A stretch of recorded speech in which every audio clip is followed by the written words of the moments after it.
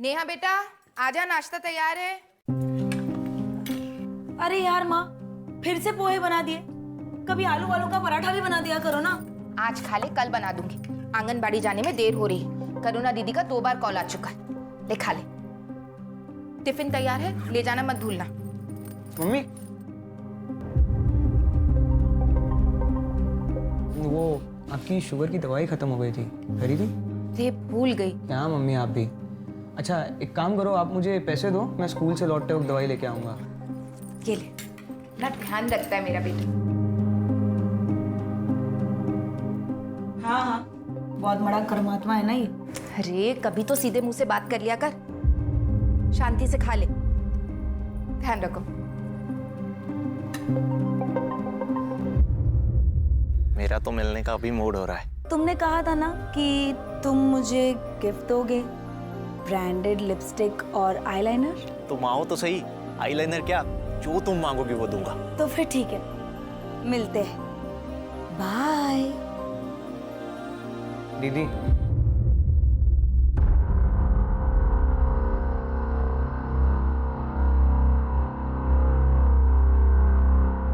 चले। देखिए भैया, पिछली बार तो भाभी की मौत की वजह से सारे सिंपत्ति के वोट्स हमें मिल गए, लेकिन इस बार बड़ी कड़ी टक्कर है। अरे शिखा, स्कूल जा रही हो? जी। अच्छा 1 मिनट रुको। अरे पवन। हाँ साहब जी। शिखा बेटा को स्कूल छोड़ के आओ। चलिए छोटी मालकिन। नहीं चाचा जी, मैं चली जाऊंगी। छोड़ के आओ उसे। चलिए मालकिन।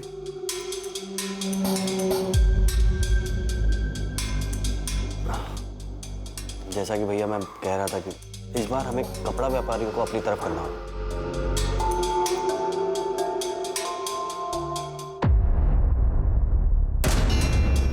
क्योंकि उनके बीच में आपके प्रतिद्वंदी सूबेदार रंजीत की काफी चर्चा हो रही है, जो कि अभी अभी आर्मी से वॉलंटरी रिटायरमेंट लेके आए। लड़ने दो माँ, ये आर्मी की लड़ाई नहीं है, ये वार्ड कॉर्पोरेटर की लड़ाई है। इसमें राजनीतिक बुद्धि की जरूरत होती है।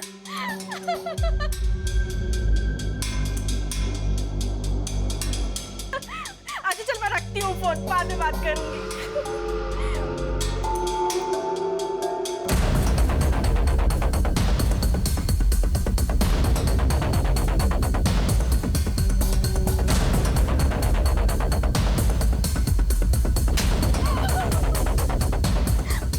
माफ कर दीजिए, गलती हो गई।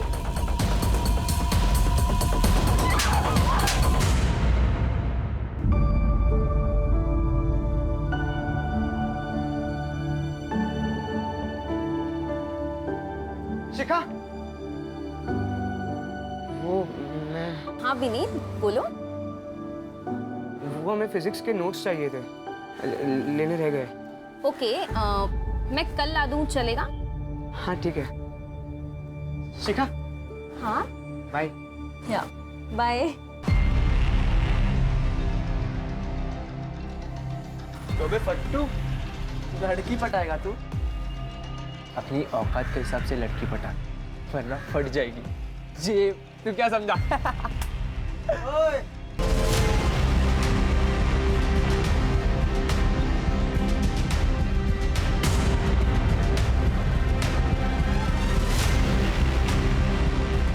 फट जाएगी बेटा तुम दोनों की, अगर मेरे दोस्त को परेशान किया तो।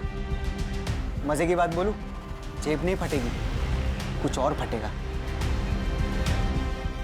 चलो निकलो। चल बे।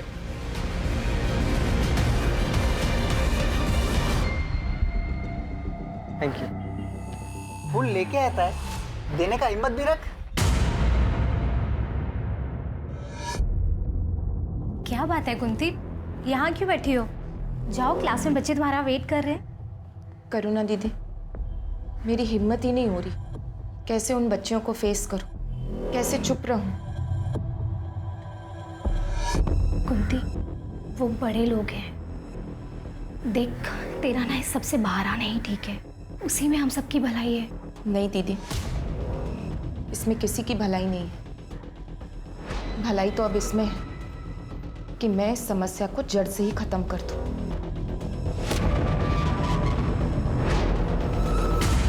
जितने गुलाब तूने प्रपोज करने से पहले वेस्ट किए उससे कम में तो लोग शादी तक पहुंच जाते। तू शिखा को प्रपोज करने वाला है भी कि नहीं? करूंगा ना। हाँ तो कर ना। अगर तू प्रपोज नहीं करेगा ना तो मैं प्रपोज कर दूंगा शिखा को, क्योंकि वो उस आदमी की बेटी है जिसे मैं खुद आइडलाइज करता हूँ। किसकी? तुझे पता नहीं वो किसकी बेटी है? नहीं। क्या नहीं? ये देख, ये उसका बाप। मैं सच बोलूं, मुझे भी इनकी तरह बनना है। ये सब तो ठीक है, ये बाद में करना। अभी पढ़ाई पे फोकस कर, एग्जाम जारी है। एग्जाम छोड़, मुझे तो पढ़ने का भी मन नहीं है। मुझे तो गैंगस्टर बनना है, गैंगस्टर। तुझे जो करना है कर, मुझे तो अपनी पढ़ाई पूरी करनी है और जॉब ज्वाइन करना है, ताकि मैं अपनी माँ की मदद कर सकूं, जो पूरा घर संभालती है। और वैसे एग्जाम ना देने के लिए क्या करने वाला है तू? तू देख मैं क्या करता हूँ। चल। कुछ गड़बड़ तो नहीं कर रहा ना? अरे चल ना।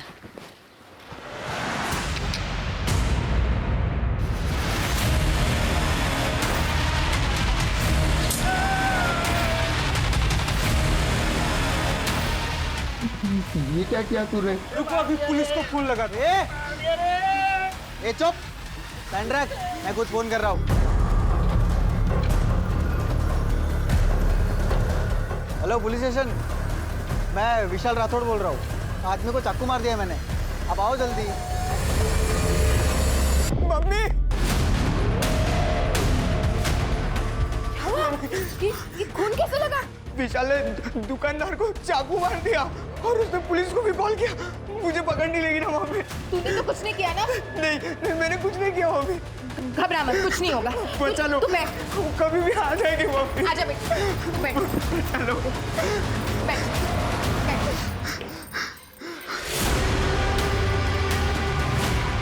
हेलो,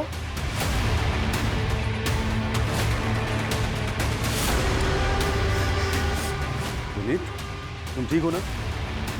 सुबह चाचा, वो विशाल ने दुकानदार, उसने दुकानदार। मुझे मालूम है बेटा, तुम्हारी मम्मी ने बताया। चाचा, वो पुलिस वाले मुझे नहीं पकड़ेंगे ना? मैंने कुछ नहीं किया। तुम्हें कुछ भी नहीं होगा। रिलैक्स, रिलैक्स, मैं हूं ना। Come on. कुंती, तू अकेली औरत इतना बड़ा कदम उठाने की कोशिश कर रही है। समझने की कोशिश कर, तेरी जान को खतरा हो सकता है। तेरे पीछे तो किसी का कोई सपोर्ट भी नहीं है। कम से कम तेरा पति होता तो तुझे हिम्मत मिलती। अगर आज वो होते तो जितनी हिम्मत मैं दिखा रही हूं उतनी भी नहीं दिखा पाती। दीदी, मेरे भी 2 बच्चे हैं, मैं चुप नहीं बैठ सकती। मैं जो कर रही हूँ मुझे करने दीजिए। मेरे पास उसके खिलाफ ठोस सबूत है अपनी बात साबित करने के लिए। अब उसे कोई नहीं बचा सकता। कल सुबह तक उसकी सच्चाई सारी दुनिया के सामने आ जाएगी।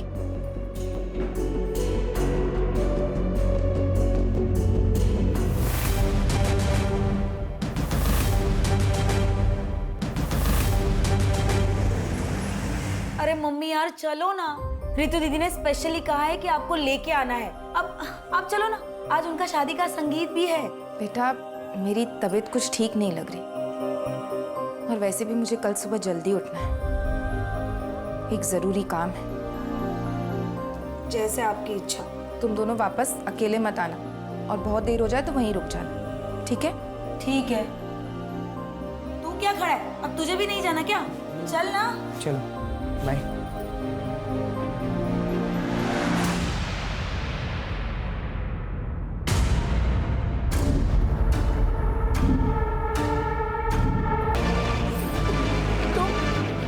तुम यहाँ क्या कर रहे हो?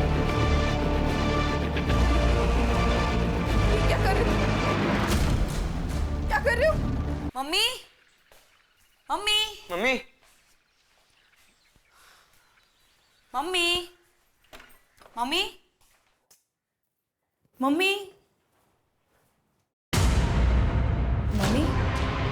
मम्मी, मम्मी,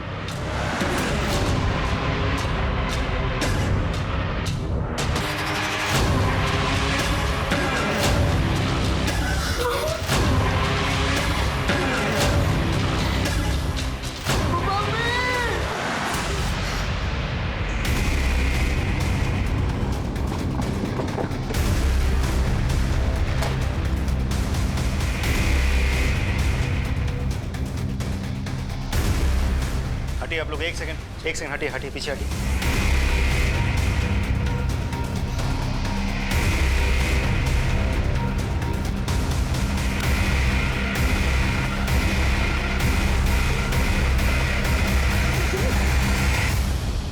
आप लोगों में से सबसे पहले किसने देखा था?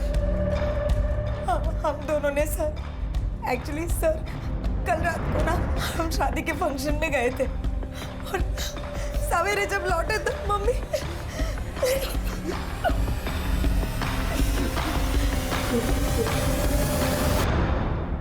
राजदीप, गला रस्सी जैसी किसी चीज से घोटा गया, चाकू से भी गोदा गया। कातिल शायद चाहता नहीं था कि कुंती जी किसी भी हालत में जिंदा बचे। महेंद्र, घर में चेक करो, कहीं पोस्ट एंट्री के निशान है क्या? Right sir. राजीव, घर का चप्पा चप्पा छान मारो, देखो कोई मर्डर वेपन है क्या। Right sir.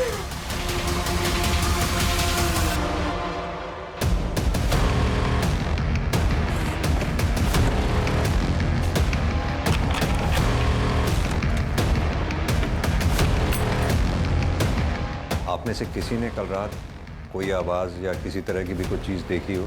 नहीं सर, हम लोग भी उसी शादी के फंक्शन में गए थे।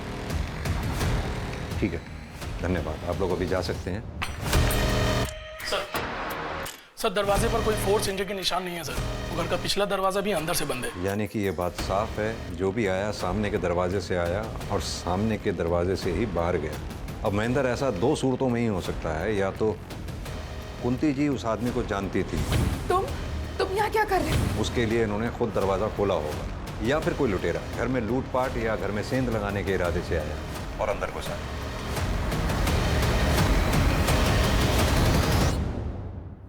आप लोगों को किसी पे शक है? हाँ सर, ये सब उस सुनील ने किया है। कौन सुनील? वो लड़का ना मुझे हैरेस करता था और कुछ दिन पहले पता नहीं क्या सीखेगा ये सारी चीजें, मुझे तो बिल्कुल।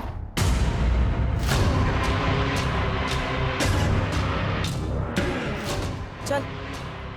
कब तक भागेगी मुझसे? मेरा नंबर ब्लॉक करेगी तू? हाथ छोड़ो मेरा, सबके सामने तमाशा मत बनाओ। चल, अब मेरे सारे गिफ्ट और पैसे निकाल जो मैंने तुझे दिए थे। चल निकल, वरना तुझे यही बात सुनूंगा। क्या कर रहे हो तुम? प्लीज छोड़ो। तुझे ऐसे अरे ऐसे तू चल यहाँ से, चल। छोड़ मेरी बेटी को, छोड़ मेरी बेटी का हाथ। क्या कर रहे? अब मैं तुझे दिखाता हूँ मैं कौन हूँ। छोड़! आइंदा अगर ऐसी बदतमीजी की ना तो ऐसा हाल करूंगी कि जिंदगी भर पछताएगा। जेल में डलवा दूंगी। चलो।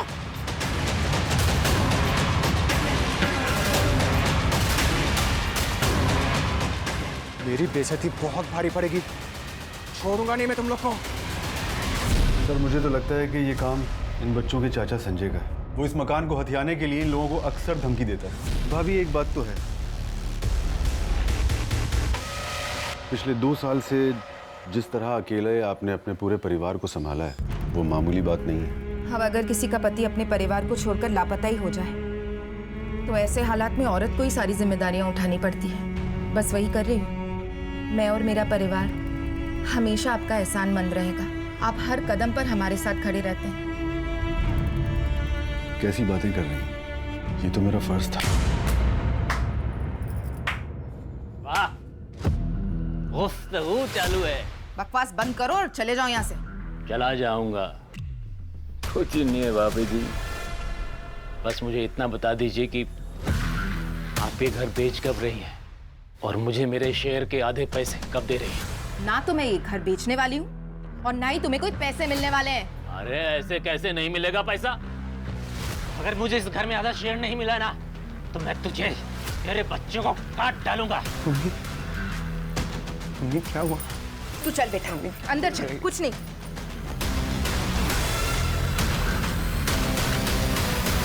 आपकी तारीफ? इनके पिता अजय मेरे बचपन के दोस्त। तो इनके पिता अजय वो कहाँ हैं? वो पिछले 2 साल से इन लोगों को छोड़कर कहीं चला गया। सर, पूरा घर छान मारा लेकिन कोई सबूत हाथ नहीं लगा। बॉडी का पंचनामा करवा के पोस्टमार्टम के लिए भिजवाओ। फॉरेंसिक टीम को भी इन्फॉर्म कर दो। और हाँ, ये संजय और सुनील, इनकी डिटेल्स निकलवाओ। Right sir.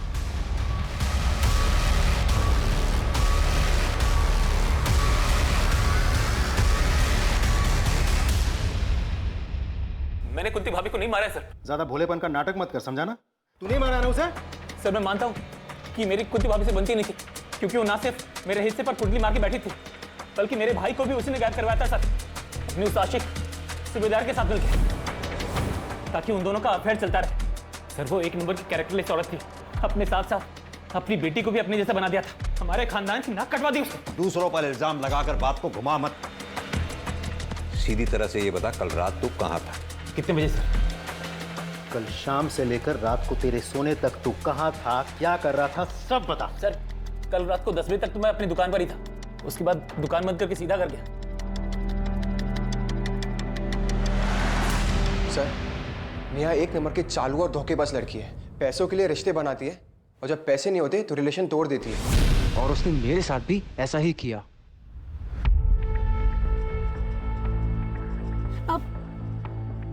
क्या हुआ? पहले मेरी लिपस्टिक और आईलाइनर। अरे हाँ, ये लो।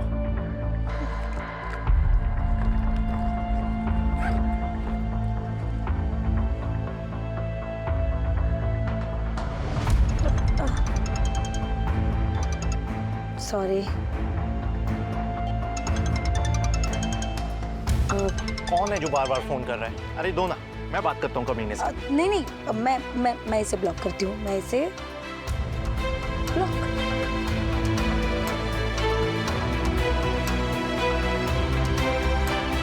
मुझे उसको सबक सिखाना था सर, और इसलिए मैंने उसका रास्ता रोका था। जो लड़का किसी लड़की की बेवफाई के बदले में उसका रास्ता रोक सकता है, उसको मोलेस्ट कर सकता है, किसी के थप्पड़ मारे जाने के बाद बदला लेने के लिए उसकी जान नहीं ले सकता वो? नहीं सर, आप गलत समझ रहे हैं, मैंने नेहा की माँ को नहीं मारा है।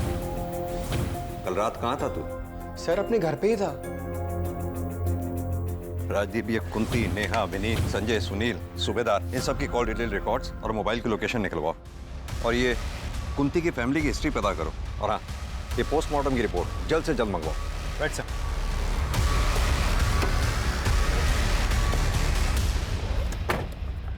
सर कुंती की पोस्टमार्टम रिपोर्ट आ गई है सर। सर रिपोर्ट के हिसाब से कुंती की मौत 16 अक्टूबर को रात 11 से 12 बजे के बीच में दम घुटने से हुई है। एक बात और सर, कुंती की बेटी नेहा का फोन आया था। मम्मी की डेड बॉडी पर मंगलसूत्र तो था ही नहीं, मंगलसूत्र गायब है सर। कातिल ने सिर्फ मंगलसूत्र चोरी किया है, इस बात के पीछे क्या राज हो सकता है? सर सभी के कॉल डिटेल्स और लोकेशन डिटेल्स आ गए हैं। इसके हिसाब से हादसे के वक्त नेहा और विनीत शादी के फंक्शन वाले एरिया में थे, लेकिन सुनील, संजय और सूबेदार ये तीनों अपने अपने घर वाले एरिया में थे। राजदीप, आजकल इन मोबाइल लोकेशन की रिपोर्ट्स पर भरोसा नहीं किया जा सकता।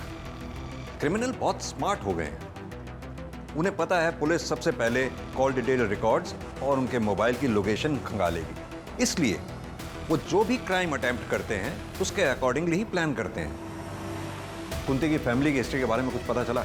कुंती का पति अजय आज से 2 साल पहले अचानक रहस्यमय तरीके से गायब हो गया था।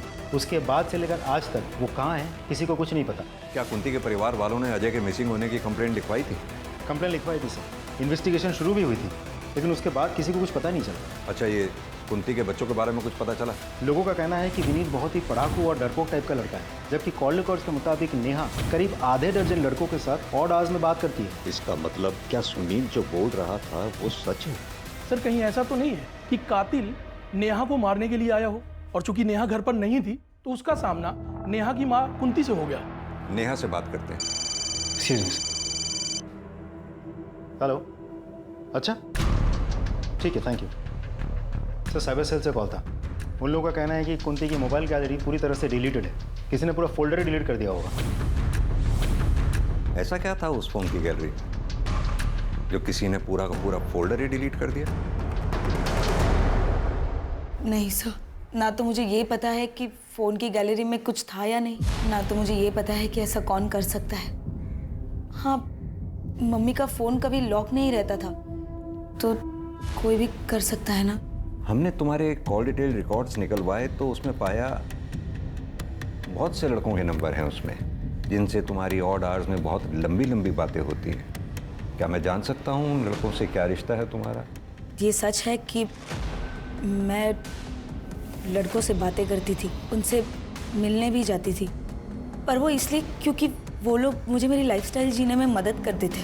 पर मेरे पुराने रिलेशनशिप या अभी के रिलेशनशिप में सिर्फ सुनील ही है जो मेरे परिवार को नुकसान पहुंचा सकता है। और कौन ऐसा हो सकता है जो इस काम को अंजाम दे सकता है? हाँ सर, एक लड़का है, विनीत का क्लासमेट विशाल। वो 3 दिन पहले आया था।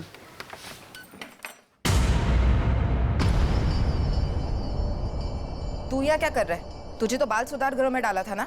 भाग के आ गया। विनीत कहाँ है? मुझे मिलना है उससे। क्यों मिलना है विनीत से? अपने जैसा बनाना है क्या? मेरे ऐसा बन गया ना, उसकी जिंदगी बन जाएगी। विनीत कहाँ है? बुलाओ, काम है मुझे। अब रहने दो, मैं खुद ही ढूंढ लेता हूँ। अरे आंटी आप खबरदार जो मेरे घर में या मेरे बेटे की जिंदगी में घुसने की कोशिश की तो।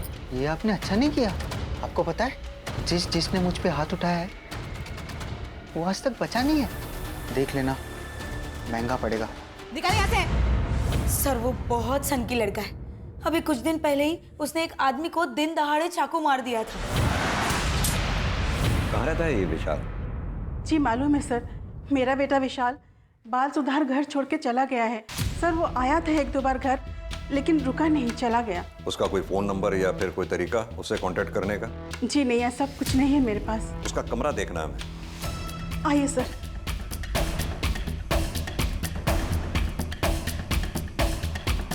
राजीव चेक करो, आप भी वहां उस अलमारी में देखो।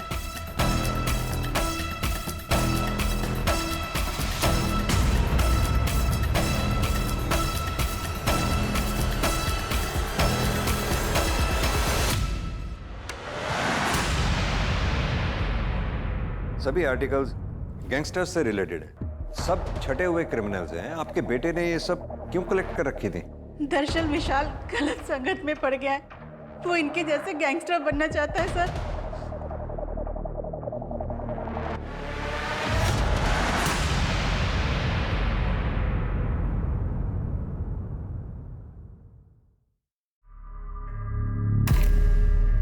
ले ले ले ले ले ले मेरा मुन्ना लोला है। अब ना तो मम्मा बॉय की मम्मा है और ना ही विशाल पापा। अब कौन ख्याल रखेगा रे तेरा? बोल कौन कौन कौन कौन कौन बचाएगा तुझे हम दोनों से? बचाएगा तुझे हम दोनों से। क्या कह रहे तुम लोग? निकलो तुम लोग। मैंने कहा लीव। चल बे, इससे पंगा नहीं लेते। रमाकांत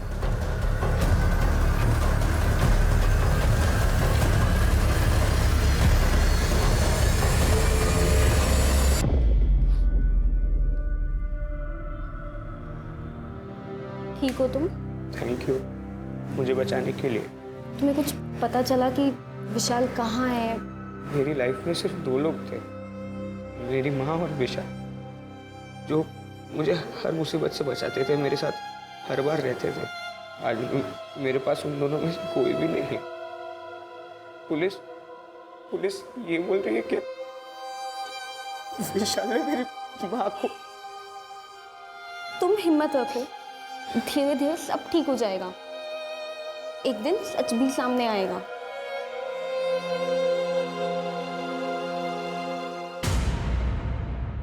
आप बस इलेक्शन पे ध्यान दीजिए।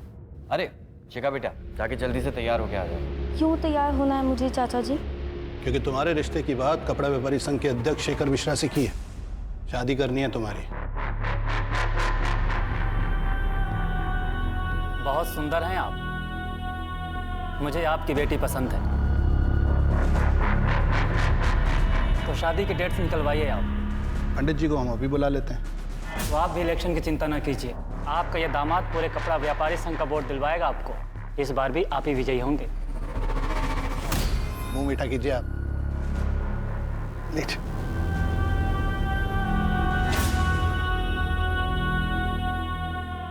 विनीत, क्या रे, दोस्त की आदत नहीं आती क्या? तू चले जा मेरे सामने से, वरना मैं पुलिस को सब सच बता दूंगा। देख, तूने मेरी मम्मी को मारने की धमकी दी थी। क्या बोल रहा है? मैं क्यों मारूंगा तेरी माँ को? मम्मी ने तो तुझे थप्पड़ मारा था। तो मैंने तेरी माँ को मार दिया? एक काम कर, तू साबित कर और पुलिस को भी बता दे, उनको भी बोल साबित करने को। खड़ा क्या है? जाना जा। जा वरना तुझे ही मार दूंगा।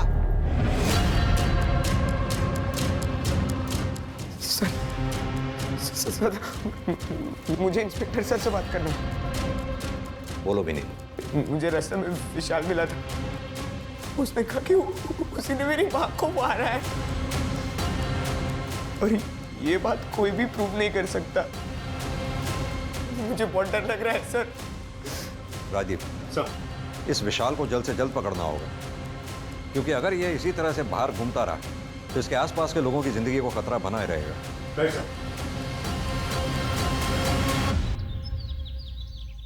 सर, कुंती के फोन गैलरी का डेटा जो डिलीट कर दिया गया था उसको साइबर सेल ने रिट्रीव कर लिया सर। उसकी गैलरी में बहुत ही शॉकिंग वीडियो मिला है सर। ये तो वार्ड काउंसिलर रमाकांत का भाई उमाकांत है। ये तो कोई बच्चों के पढ़ने जैसी जगह लग रही है। मतलब जैसे स्कूल या आंगनवाड़ी टाइप।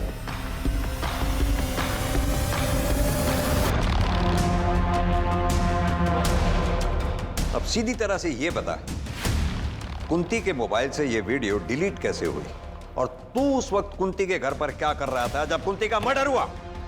सर, मुझे नहीं पता सर, मैं तो वहां गया नहीं था सर। झूठ मत बोल, तेरी कॉल डिटेल्स है हमारे पास। 16 अक्टूबर की रात 11 से 12 बजे के बीच तो कुंती के घर वाले एरिया में मौजूद था कि नहीं? दूंगा रख के। बता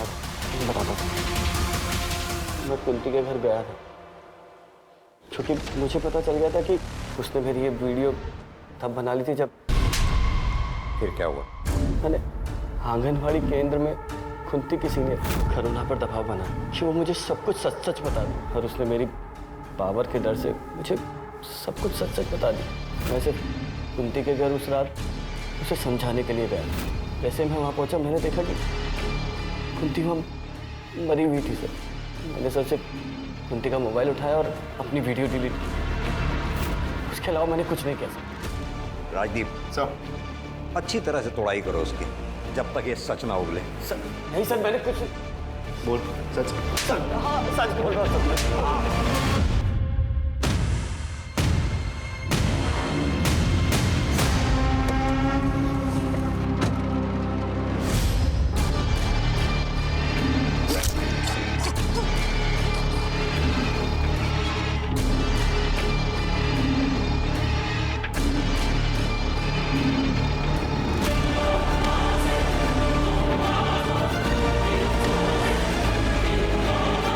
क्या हुआ रमाकांत जी को, रुक क्यों गए?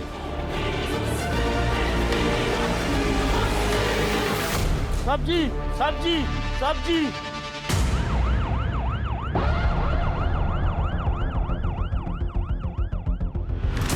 जिस तरह से इसका गला काटा है ना, उससे एक बात तो साफ है कि कातिल जरूर इसके पीछे वाली सीट पे रहा होगा। लेकिन दिनेश, एक बात समझ में नहीं आई मुझे, आखिर ये कातिल इस गाड़ी में घुसा तो घुसा कैसे? क्योंकि ना तो रमाकांत किसी के साथ आया था, और ना इस गाड़ी में कहीं कोई भी फोर्स एंट्री के निशान है। तुमने सीसीटीवी फुटेज चेक किया? सीसीटीवी गेट की दूसरी तरफ दूसरे एंगल पर है। मैंने चेक किया तो मुझे उसमें कुछ दिखाई नहीं दिया, ये गाड़ी भी नहीं दिखी। बट सर, मुझे एक बात समझ नहीं आ रही, आखिर रमाकांत जी यहाँ अकेले आए क्यों थे? क्या हुआ? हाँ, ये क्या? भैया भैया भैया के विधायक जी से आगामी इलेक्शन को लेकर एक गोपनीय मीटिंग थी। वो इसके बारे में किसी को भी भनक तक नहीं लगने देना चाहते थे, इसलिए वो अपने ड्राइवर को भी लेकर नहीं है। अब वरना उनके साथ तो पूरा जत्था चलता है सर। तुमको किसी पे शक है? सर शक नहीं, पूरा यकीन है। ये जरूर उस राघव ने किया होगा। ये राघव कौन है? तो भैया की पहली पत्नी का भाई, अभी वो कुछ ही दिन पहले घर पर आया था। अपनी घर की औरतों को अपने राजनीतिक फायदे के लिए सीढ़ियां बना रहा है तू। पिछले इलेक्शन में तूने मेरी बहन को मार दिया, फिर पब्लिक सिंपैथी के लिए झूठ मूठ के आंसू बहाए और जीत गया, और इस बार उसी राजनीतिक फायदे के लिए तू मेरी नाबालिग भांजी की जबरदस्ती शादी करवा रहा है। ये मैं कतई होने नहीं दूंगा, फिर इसके लिए चाहे मुझे तेरी जान क्यों न लेनी पड़े। क्या बोल रहा था तू? कौन किसकी जान ले सकता है? बंदूक पकड़ के कोई भी मर्द बन सकता है, अगर दम है ना तो अकेले में है, बिना हथियार के मिल। बकरे की तरह गलाना रेन दिया ना तो कहना। लेकिन ये मौका मैं तुझे दूंगा क्यों? पापा नहीं नहीं नहीं नहीं, पापा नहीं, पापा नहीं।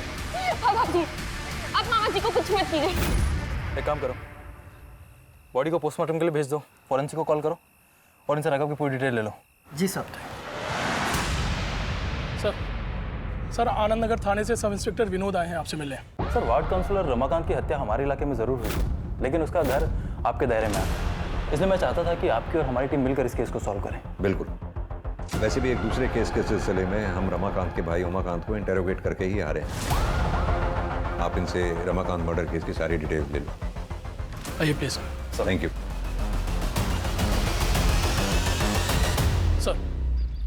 सर रमाकांत मर्डर केस में जितने भी सस्पेक्ट्स हैं सभी के सीडीआर क्लीन लग रहे हैं सर, सिवाय उसकी बीवी कोमल के। कोमल किसी अरुण नाम के आदमी से देर रात तक लंबी लंबी बातें करती है सर। सिर्फ मेरी हंसने की आवाज बाहर जाने की वजह से उसने मुझे इतना मारा। अरुण अब मुझसे और बर्दाश्त नहीं होगा, तुम कुछ करो नहीं तो मैं मर जाऊंगी। कोमल, कुछ नहीं होने दूंगा मैं तुमको, मैं बाहर निकालूंगा तुमको। हाँ, चाहे उसके लिए मुझे अगर तुम्हारे पति का मर्डर भी करना पड़ा ना, तो उससे भी नहीं हिचकिचाऊंगा मैं। तुम बस थोड़ा सब्र रखो।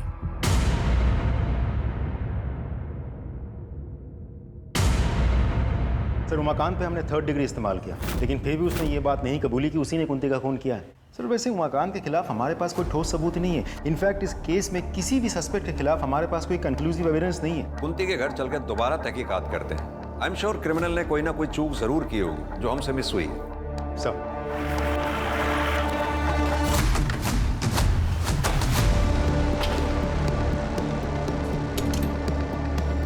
ताला लगाओ।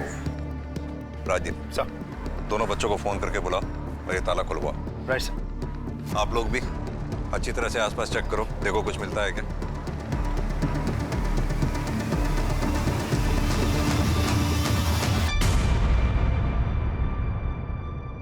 सर देख के तो लगता है यहाँ ताज़ा ताज़ा गड्ढा खोदा गया था और फिर मिट्टी डाली गई है। किसी को बुलाओ और ये खुदाई करवाओ। सर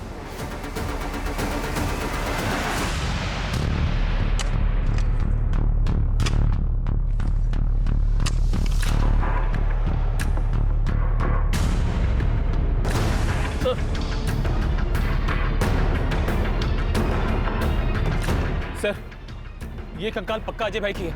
आप इतना दावे के साथ कैसे कह सकते हैं ये कंकाल आपके भाई की? अंगूठी की वजह से सर, ये अंगूठी अजय भाई पहनते थे, देखिए ना।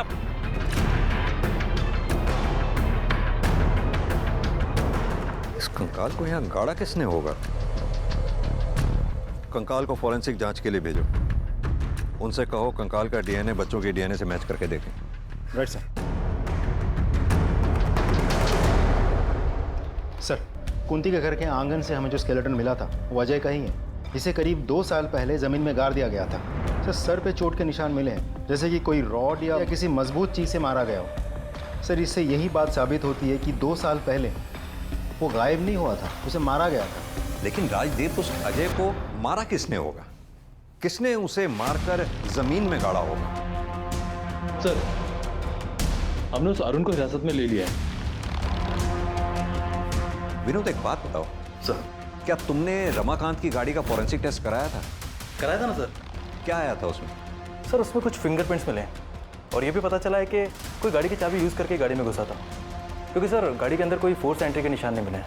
हाँ, तो ये भी तो हो सकता है कि किलर जब गाड़ी में घुसा तो गाड़ी अनलॉक थी, या फिर दूसरी पॉसिबिलिटी ये है कि किलर के पास गाड़ी की डुप्लीकेट चाबी थी। अब सवाल ये उठता है कि डुप्लीकेट चाबी बनवाई किसने?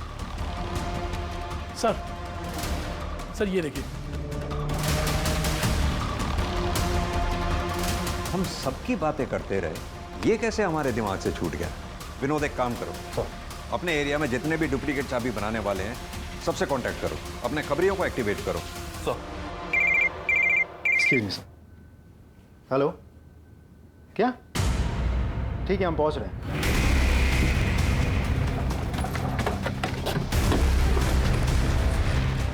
हटिए आप लोग 1 मिनट।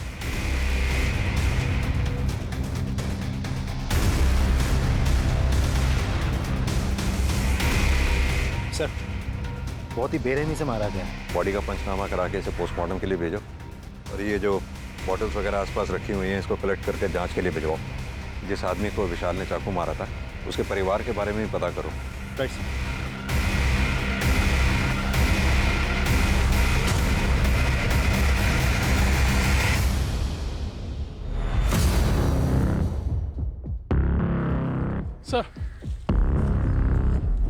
ये देखिए क्या मिला है सर। हाँ सर, मैंने डुप्लीकेट चाबी बनाई थी, लेकिन उसका नाम नहीं पता। दिनेश, एक काम करो, सामने चेक करो कोई सीसीटीवी कैमरा लगा है क्या, शायद वहां से उस आदमी का कोई क्लू मिल जाए। Okay sir. सर, विशाल की पोस्टमार्टम रिपोर्ट आ गई है। विशाल की मौत 30 अक्टूबर दोपहर 3 से 4 बजे के बीच हुई है। एक और इम्पोर्टेंट बात सर, विशाल के नाखून से ह्यूमन फ्लैश मिले हैं। हो सकता है उसका कातिल का हो। सर क्राइम सीन पे मिले फिंगरप्रिंट्स और एविडेंसेज की फॉरेंसिक रिपोर्ट आ गई है सर। ये रही सर। रिपोर्ट के हिसाब से विशाल के क्राइम सीन पे जो फिंगरप्रिंट्स मिले थे वो रमाकांत की गाड़ी के 1 सेट ऑफ फिंगरप्रिंट से मैच कर रहे हैं सर। शिखा, तुम्हारे पापा की हत्या से पहले कोई तुम्हारे घर आया था? सब पापा और चाचा को मिलने तो बहुत लोग आते थे, लेकिन सब बाहर से ही मिलके चले जाते थे। क्या कोई ऐसा जो घर के अंदर आया? मुझे याद नहीं। ठीक।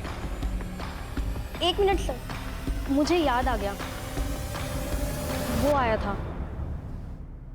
कौन वो? सर, मैं वो शख्स मिल गया है जिसने रमाकांत की गाड़ी की डुप्लीकेट चाबी बनाई थी। ये देखिए सर। इसने बनवाई है डुप्लीकेट चाबी? सर मैंने पता कर लिया है वो फ्रेम किसका है। किसका? इसकी कॉल डिटेल रिकॉर्ड्स और मोबाइल की लोकेशन निकलवाओ इमीडिएटली। Right sir.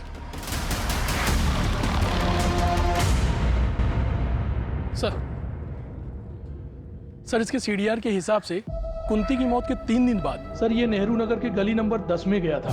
अच्छे से उस एरिया को चेक करो। सर। Right sir.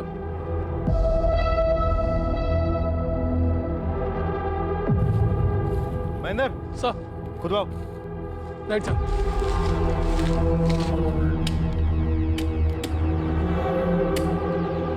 एक मिनट।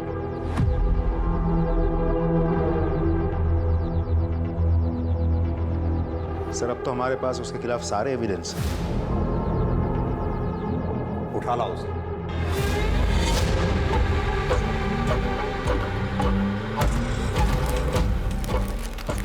पहचाना इसे?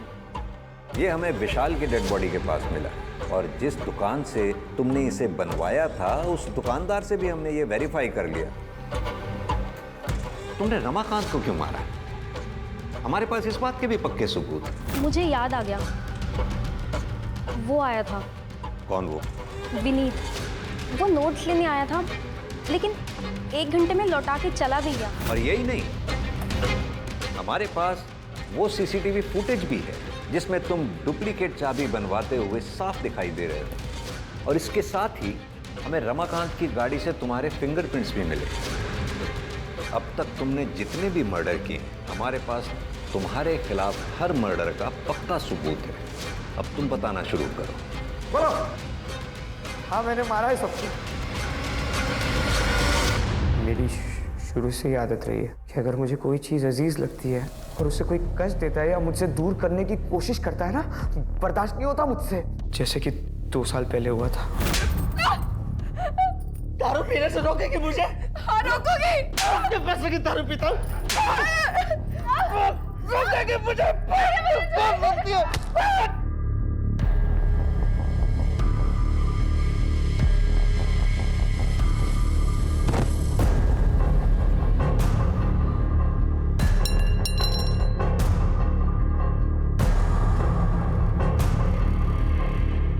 मम्मी ने मुझे बचाने के लिए घर के बाहर एक गड्ढा खोदा और उस पर पापा की डेड बॉडी को दफनाया।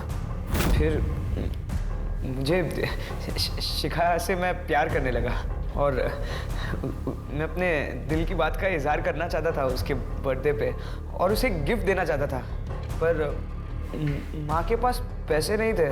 मैंने सोचा कि पापा की डेड बॉडी में से अंगूठी चुरा कर उसे बेच दूंगा और मैं उसके लिए कोई अच्छा सा गिफ्ट खरीद लूंगा, लेकिन मम्मी ने मुझे देख लिया।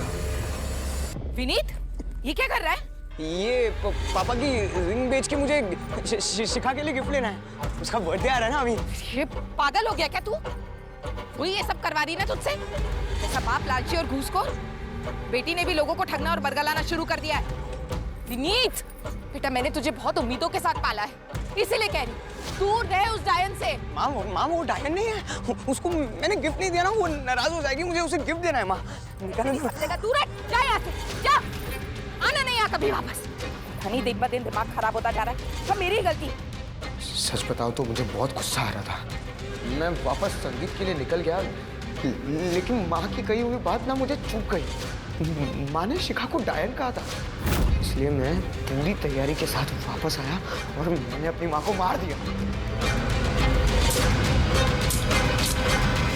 फिर वो मंगलसूत्र मैंने उनके गले से उतारा ताकि मैं शिखा के लिए बर्थडे गिफ्ट ले सकूं।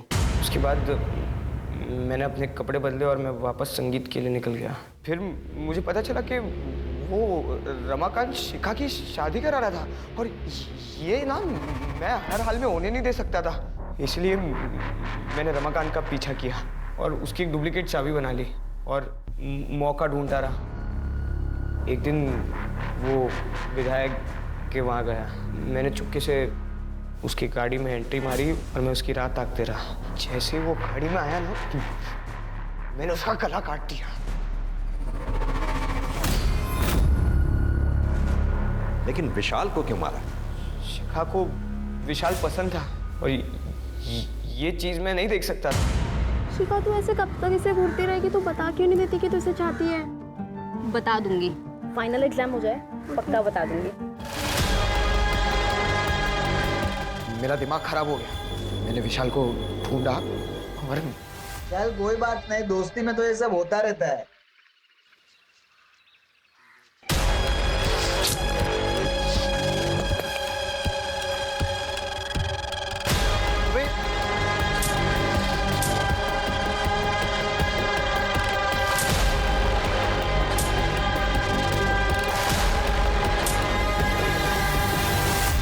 तुम्हारा कैरेक्टर तो सच में ही समझ से बाहर है। सच बताऊं, तुम मानसिक रूप से बीमार हो और मैं हायर अथॉरिटीज से ये रिक्वेस्ट करूंगा तुम्हें तुम्हारे गुनाहों की सजा वो दी जाए जो किसी एडल्ट को दी जानी चाहिए।